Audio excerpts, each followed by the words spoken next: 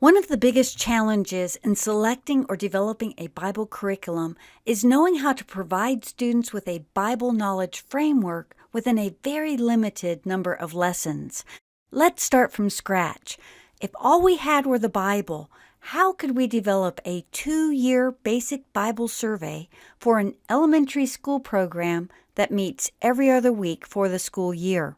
If 2 semesters cover approximately 36 weeks, each semester will have approximately 9 lessons. Since God has revealed His plan for the world in a progressive story of redemption, our scope and sequence will follow a chronological and connected history from both Old and New Testament stories. Matthew 1:1 summarizes the Old Testament. God's plan of redemption in the Old Testament centers around His promises to Abraham and David, culminating in their fulfillment in Jesus. And that is the outline we will use to develop our 2-year scope and sequence. Year 1 will start at the beginning with 9 lessons from Genesis, from creation through Abraham and the patriarchs. The second semester begins with the life of Jesus by connecting who Jesus is with the Old Testament promises and goes through His miracles, teachings, crucifixion, and ends with His resurrection right up to His ascension. Year 2 will once again start in the Old Testament, picking up with the promise to Abraham and filling in details from Exodus and the life of Moses.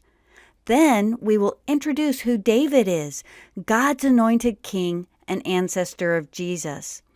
This leads naturally into our New Testament unit, which picks up at Jesus' ascension and how His kingdom spreads through the events of the book of Acts, concluding with His eternal reign as depicted in Revelation. As you can see, Year 1 lays out the Old Testament, New Testament framework with the broadest stroke, and Year 2 starts filling in some of the biggest details between Abraham and Jesus. Even with narrowing our content to 4 Old Testament books and 5 New Testament books, that's still too much content to teach in such a limited time frame.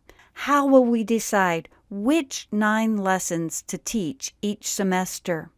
Because our goal is to provide an overall Bible knowledge framework, we will look for the content within each section of Scripture that provides either necessary information or parallel information to understanding God's redemptive plan through His Son, Jesus.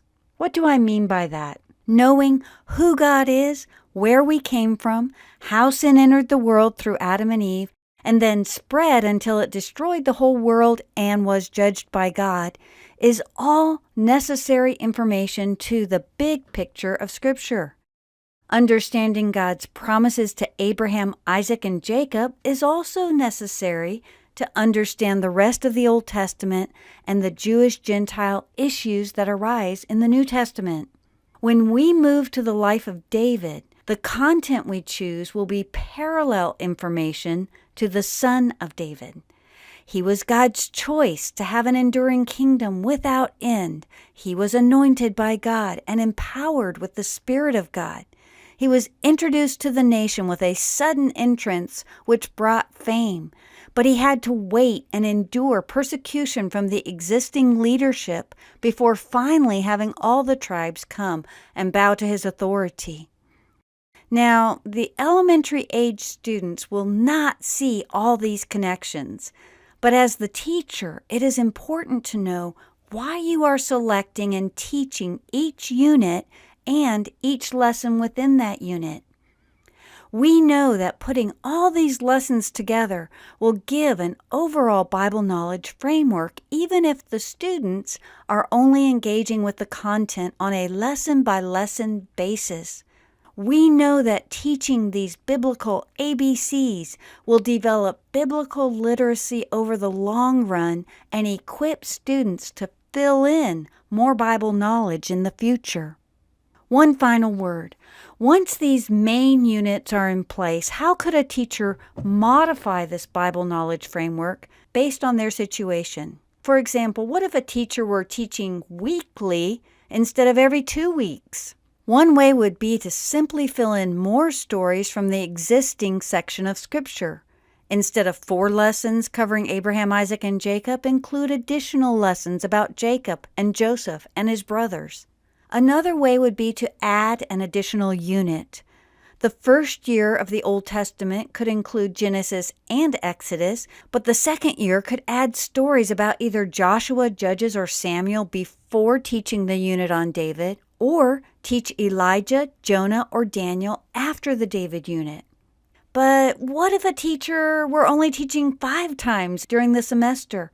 How would they know which lessons to omit? They would emphasize the events that are emphasized throughout the Bible.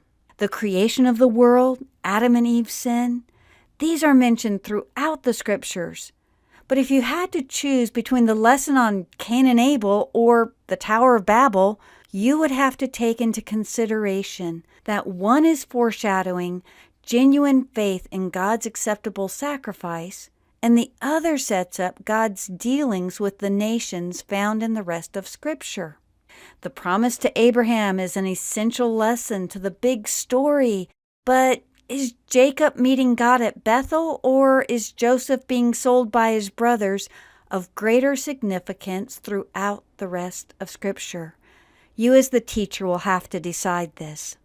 Although there are many ways to develop a scope and sequence, this chronological approach demonstrates how you could provide a Bible knowledge framework even within a very limited number of lessons, and then how you can modify it to your specific situation. If you would like to download a free scope and sequence of these lessons, visit www.bibleteacherhelp.com. Check out our other videos to see how to develop a scope and sequence for a 3-year classroom Bible survey program or a 1-year Bible study program. Many blessings as you develop your Bible program and teach God's Word.